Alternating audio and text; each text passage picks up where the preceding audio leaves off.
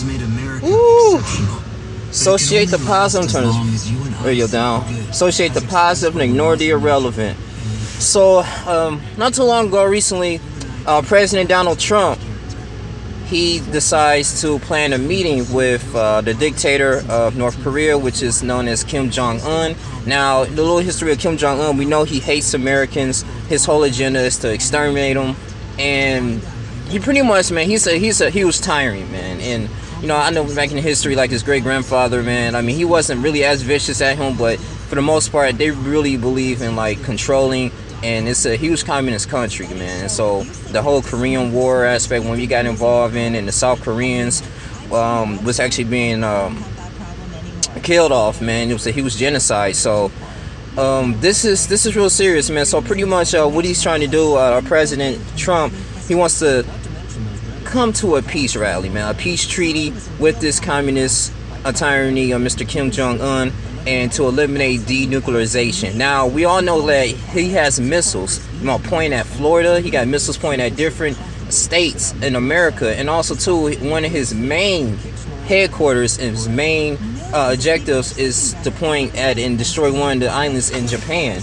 And that's a little terrible thing, because I was discussing this with my coworker, and you know, even though that we can say what all about Trump, that Trump is nothing, you know, he's crazy, he's arrogant, he's not intelligent, but we got to pray for him, man, because at the end of the day, you know, he is the leader of the free world in our nation, and the things that he do, not only it can affect us, but it can affect the people around us, man, and the surrounding countries, man, and our allies, because we're already in debt to China. China was going to have to get involved. Russia, they're a little iffy. I don't know if they're going to turn against us, you get what I'm saying, even though we're supplying weapons to them.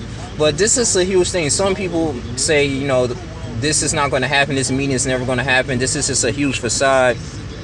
And I forgot his name, the dictator, not the dictator, one of the ambassadors of Japan. He said, like, you know, he won't be surprised if, you know, this is not the first time that North Korea will actually turn their backs on them, you know, because they, in history, been having times of peace treaties or different people from different countries and leaders and religious leaders trying to come together, man, to end this madness. But at the same time, man, I don't know if this has had to be a prophecy thing, but I got my eyes open. But we all know this is beyond our control.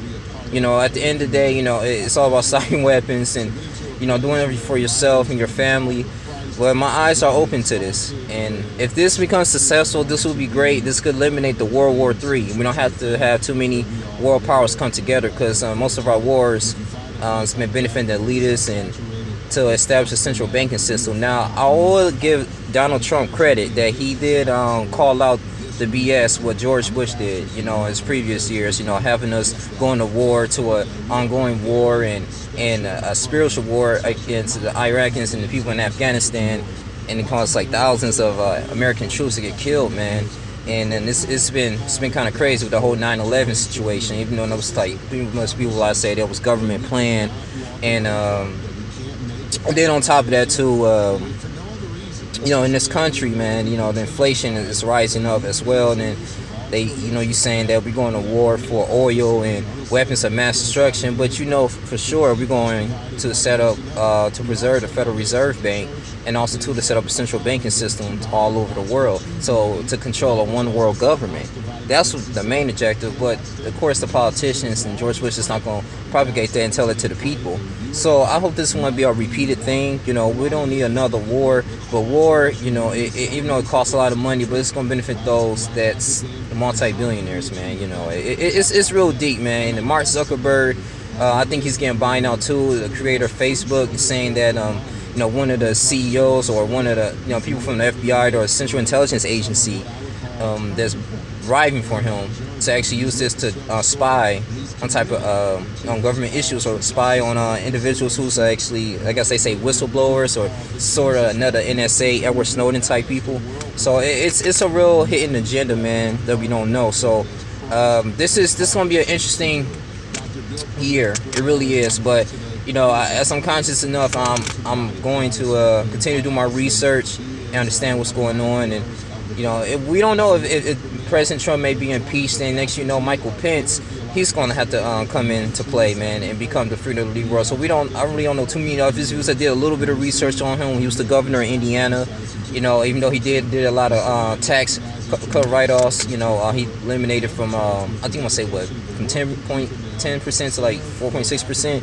And also too, he was really big on education. You know, he signed like a $10 million deal, you know, for a preschooler, kindergarten for charter schools, and he did a lot of good things, man. You know, he's against abortion, so he has a lot of conservative, like I said, Republican views, and he's against Planned Parenthood, which is a great thing. You know, against the Clinton administration that pretty much that destroyed the black community. So I'm gonna get into detail about the Clinton administration probably in another video. But you know, Donald Trump he didn't really have any aspirations to become president. I mean, the least called him because they was just sick of the Clintons bullshit, man, with the crime bill.